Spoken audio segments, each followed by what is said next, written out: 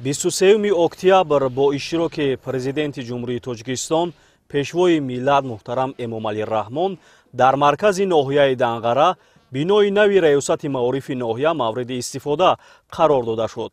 бинои бошукӯҳ аз 7 ошёна ва 157 ҳуҷраи корӣ иборат буда, он дар доираи истиқболи сазовор аз ҷашни бузурги миллӣ 35-солагии истиқлоли давлатӣ бо тарҳи замонавӣ ва услуби меъмории миллӣ бунёд шудааст.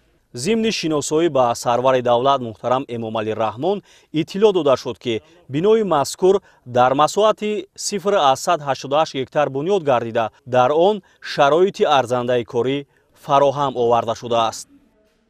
шукронаи истиқлолияти кишвар, шукронаи ободӣ ва ваҳдати ягонаи миллат соҳаи маориф сол ба сол рушд карда истодааст. дастгириҳои роҳбарияти олии кишвар муҳтарам Эмомалӣ Раҳмон нисбати соҳаи мактабу маориф мо аҳли маорифчони ноҳияи Данғараро рӯҳу илҳоми тоза бахшида кӯшиш ба харҷ медиҳем, ки тамоми хонандагонро дар рӯҳияи ватандӯстию хештаншиносӣ тарбия намоем.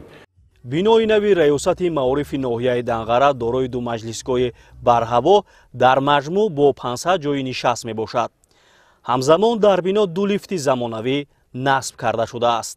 ин бинои хуштарҳу замонавӣ дорои китобхона ва ошхона бо 140 ҷойи нишаст буда, ҳамчунин ҳуҷраҳои мусоиди корӣ муҷаҳҳаз бо муосиртарин технологияи иттилоотиву коммуникатсионӣ аз бартариятҳои дигари иншоот ба шумор меравад, ки ба ноҳия ҳусни дигар зам кардааст.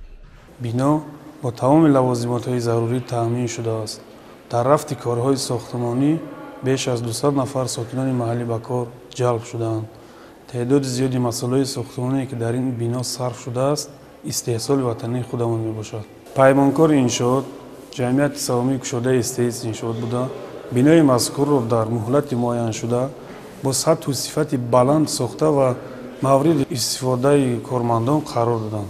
шароити фароҳам гардида дар бинои нав барои 40 корманд имкон медиҳад, ки минбаъд аҳли маориф фаъолияти худро ҷонок намуда дар рушди соҳа, баландбардоштани сатҳу сифати таҳсилот ва таълиму тарбияи насли худогоҳ ва ватандӯст саҳми намоён гузоранд. атрофи бинои нави раёсати маорифи ноҳияи Данғара чароғон ва сабзу хуррам гардонида шудааст. мо кормандони раёсати маорифи ноҳияи Данғара шукрона мекунем, ки бо ташаббусҳои созандаи пешвои муаззами миллат муҳтарам Эмомалӣ Раҳмон чунин иншооти хуштарҳу замонавиро ба аҳли маорифчони ноҳияи Данғара ҳадя карданд. аз ин дастовард ва дастгириҳои ғамхоранаи пешвои миллат мо аҳли маорифчон хушҳол ва ифтихормандем. ҳоло дар ноҳияи Данғара 85 муассисаи таълимӣ бо фарогирии 53646 хонанда фаъолият дорад. соли равон тибқи квотаи президентӣ 18 хатм карда ба макотиби олии кишвар дохил шуданд, ки 9 касашон духтарон мебошанд. ҳамзамон барои таҳсили солҳои 2025-2026 454 омӯзгор аз курси такмили ихтисос гузаштанд. имрӯз шодии хонандагони муассисаҳои таълимии ноҳияи Данғараро ҳадду канор нест, чун дар ин рӯз бо иштироки пешвои маорифпарвари миллат якчанд иншооти соҳаи маориф ифтитоҳ гардиданд. миннатдории худро ба асосгузори сулҳу ваҳдати миллӣ, пешвои миллат, президенти ҷумҳурии Тоҷикистон муҳтарам Эмомалӣ Раҳмон мерасонем, ки барои мо чунин шароитҳоро муайё карданд.